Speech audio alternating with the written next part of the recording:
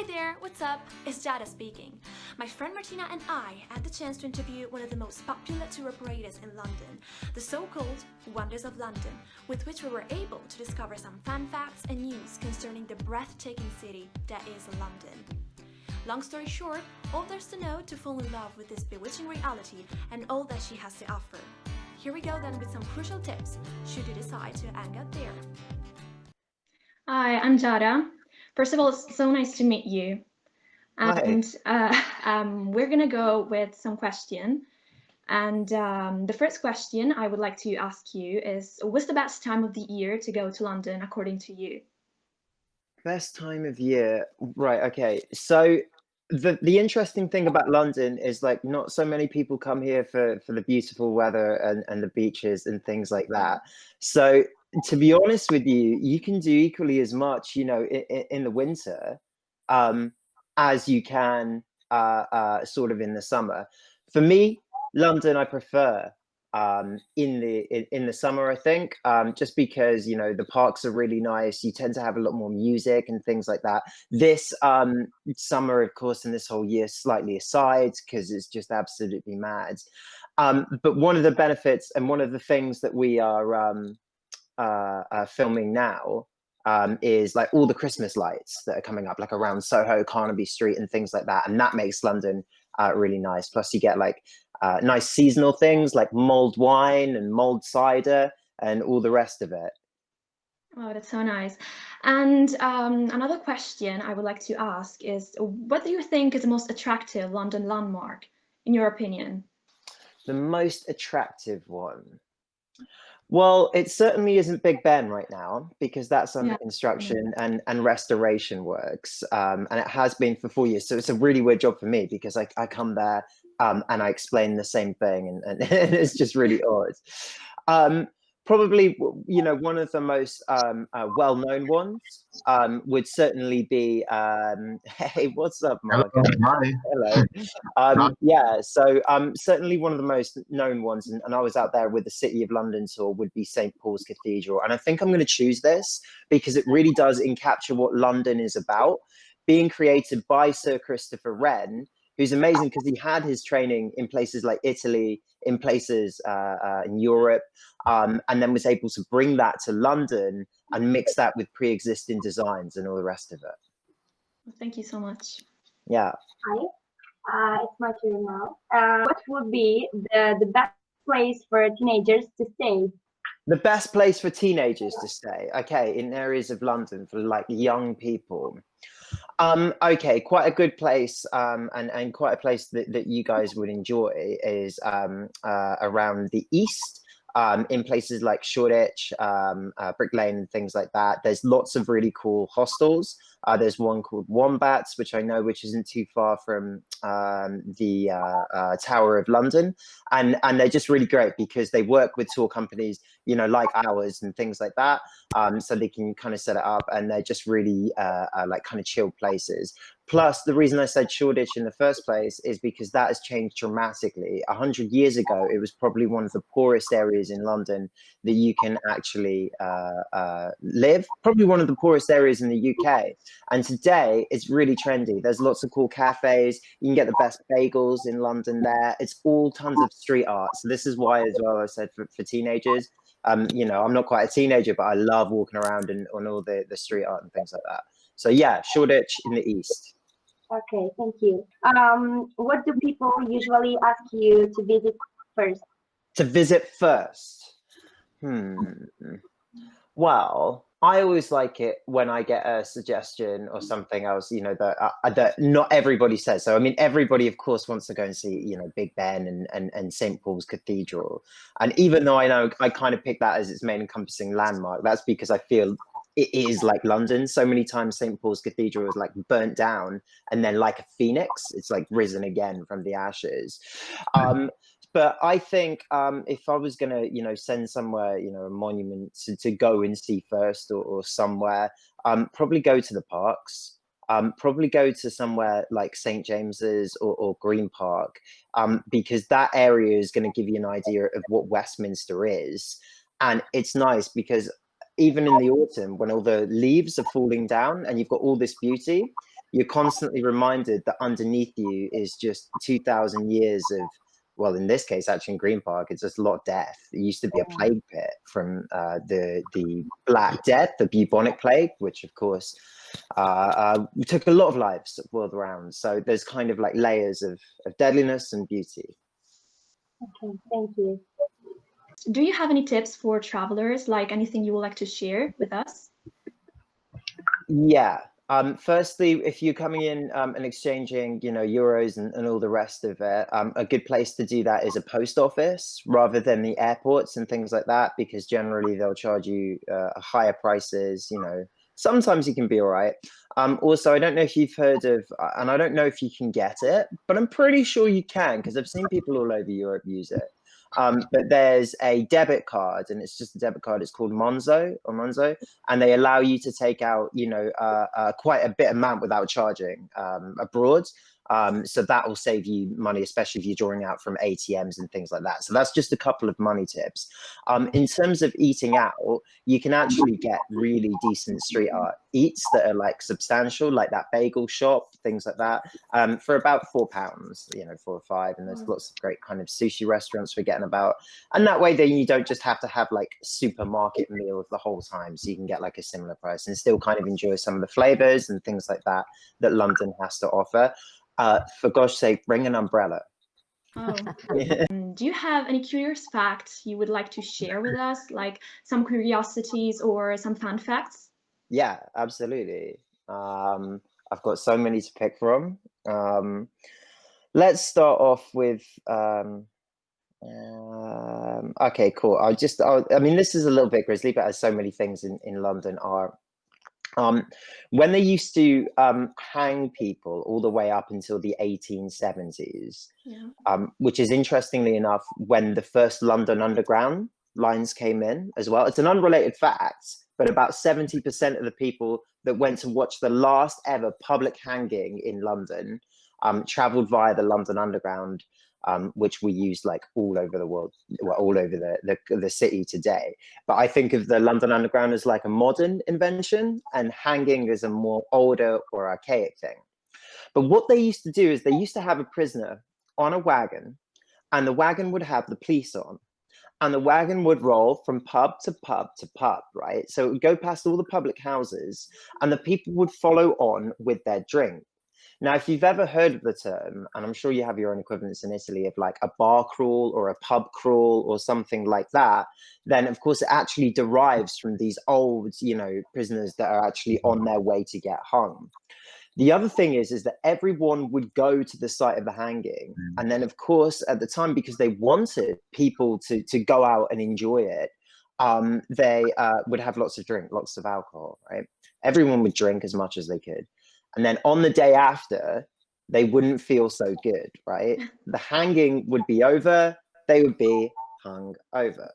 So it's an interesting fact that, we've got this drinking terminology that seems to come from like hangings in 19th century London, and with a lot of English words, especially if it's English kind of like what we say colloquialisms or kind of English slang, then it tends to come from like gruesome origins and things like that as well. What's up, Vincent? Now I want to ask you, do you like your job? Yes, I love my job. I absolutely love it. I get to tell stories. I'm a writer, so I love telling stories. I've been writing for I don't remember how long, and this is one of my favorite ways to actually be able to tell stories. And I get to, while I tell bits of it, while I give history, I get to tell them in my own way, these historical events, creating a story of them. And of course, the word story actually comes from the word history. And history is, of course, one very long story. So I do really enjoy it, get to tell stories, and I get to choose which stories I can tell. So it's not like another job where you turn up to work, your boss tells you what you have to do and exactly how you have to do it. I get to choose which stories I can tell, how I can tell them. So it's got a lot of freedom as well. And I get to create tours like the Witches tour, which is my favorite tour. get to talk about La Strega, which is quite fantastic. So I do enjoy it. And yourself, Rob? Yeah, no, I really love this job. Before I was a tour guide, I came from an acting background, and I'm doing a bit of acting later on this week in terms of like voice acting, which is really good. But a lot of other jobs didn't allow me to as Vincent was saying, to have the freedom to still go and pursue those other things that I want to do as well. And I didn't want to have to sacrifice. So fortunately, I found a job that I can do that with it at the same time, that also uses those skills, which is talking to people. And as Vincent was saying, it's absolutely fascinating. And we just get to go out and walk around. And the majority of people that we meet and come on our tours are absolutely amazing and really supportive. So yeah, in that way, it's a rewarding job. It's just freezing in the winter. That's the only thing. Yeah, absolutely fine. I mean, it's for us, you know, I never even thought that people would be using it, you know, and learning it from it in that way. I mean, obviously, a lot of the stuff that we do is educational, but sometimes we don't think about it too much. We just sort of flick on the camera and go and have a look at what's going on today. So to actually hear that it's, you know, being used in a classroom setting or something like that, and that people might be getting something out of it, well, that's amazing for me anyway. So that's really cool. Okay. Let's ask you, now that we are near to Christmas, how is London in Christmas? So I'm going to answer this question in two parts. I'm going to answer what London is usually like at Christmas time, and then kind of what it is this year, because it's a little bit different. Usually London at this time, one of the amazing things about the city is how crowded it is, and just there's around 8-point-something million people all crammed in, and they all flock to the streets of Oxford Circus and Piccadilly. And it means it's amazingly packed, but usually they have the wonderful kind of markets, whether it be small Christmas markets and German markets, and you can go around and get mulled wine and mulled cider, and usually, you know, there's lots of kind of cheery people along that with all the lights. This year, there isn't many German markets. Winter Wonderland is obviously gone. There's not the usual ice rink outside the Tower of London. So obviously this year, it's about half of that, really. But normally, yeah, really lovely place and a warm atmosphere to soak up. What do you think, Vincent? Yeah, so I agree with that. But we still do have a lot of the lights this year. Not as many as usual, but a lot of the main ones are still there. So we've been doing a lot of videos and tours of the Christmas lights and Christmas decorations. So you can still see a lot, but it's much quieter than it usually is.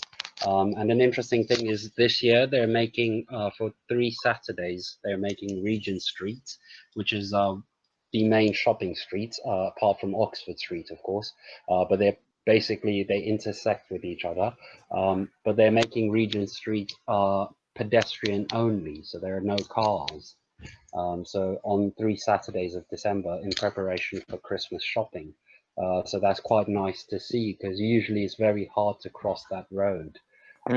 But for Christmas, we get to cross it quite easily. So, where would you like to travel if you had the opportunity? Where would I like to travel, or Yeah. what? Sorry. Where would you like to travel? Where would I like to travel next? I'm going to think about this one for a second, because I know that this place. Okay, well, all right. Actually, easy answer. I was going to plan somewhere anyway. I want to go to Greece. I'm obsessed with Greek mythology. I recently just did a live on story of Achilles, and, you know, Hector and Troy and all these kind of things. And Greek mythology is mad, because the gods in Greek mythology are almost like, they're more petty than us, like than humans, and they do everything at a whim. Whereas in most other mythologies, they tend to have some sort of grandiose sort of behavior, but literally they all just argue and bicker.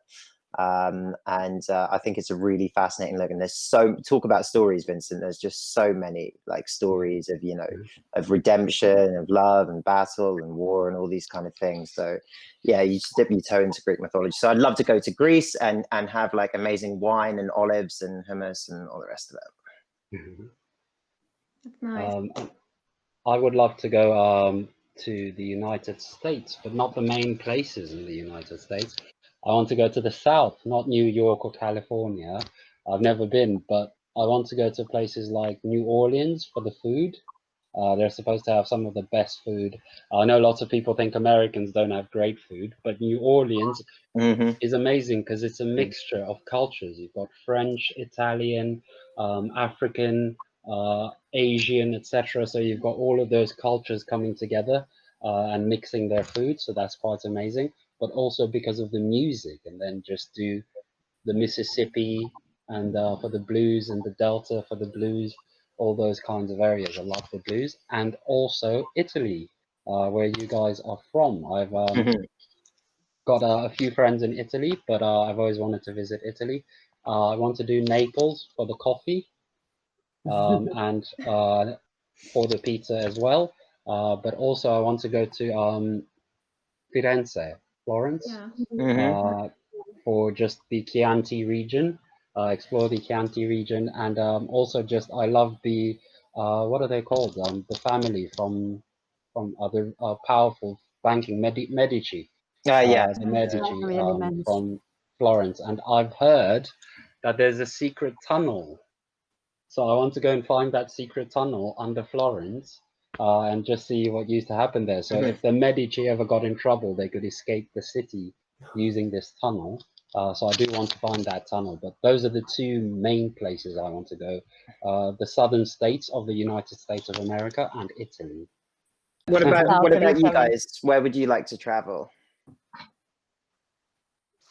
That's a question. Personally, I share your colleague's opinion. I would like to go to the States. Oh yeah. Yeah, that's always been like my dream, my biggest dream. And I don't know, I like the culture, the language as well. I think it's awesome. And I don't know, I can't think of another place I would like to go. Any state in particular, or just the states? I don't know, California or Yeah, Los West Angeles. Coast. I really like the music, like Yeah. southern, like punk sort of sounds. New York, Yeah. of course. Well, Yeah. I would like to visit the Broadway theater. That's one of my biggest dream, an absolute. And I don't know, that's it. Yeah, both New York and London share that kind of similarity in terms of Yeah. the like West End shows and musicals and stuff like that. So if you're into that, either of those cities is going to have a wealth. Plus, in London, there are ways to get discounts of tickets. There's an app that you can download called TIX, which will sometimes give you up to 50%. Or there's a small place in Leicester Square that will also save you money. Plus, if you're ever interested in Shakespeare, the Globe Theatre has £5 tickets, and they're some of the best actors, you know, like that come out and work frequently. The only drawback is that it's outside, so you have to have you can't have an umbrella because people won't see, but you have to have a raincoat. On sunny days, it's great. It's not so great on like days that it's raining. By the To visit for the first time New York, because my uncle lives there, and I want to visit it in Christmas time, and I want to revisit London always in Christmas time, and Yeah. Hopefully you can do that soon. Well, next year will be the next Christmas, but hopefully we'll be able to travel once again. I hope. Yes. Thank you so much, guys. Thank you all very much. Thank you for joining your us once time. again. It was really Best of nice luck of with all the you. rest of your studies and all the rest of your projects and things like that. And thank you to Marco for arranging and for allowing us all these. Thank you, Rita.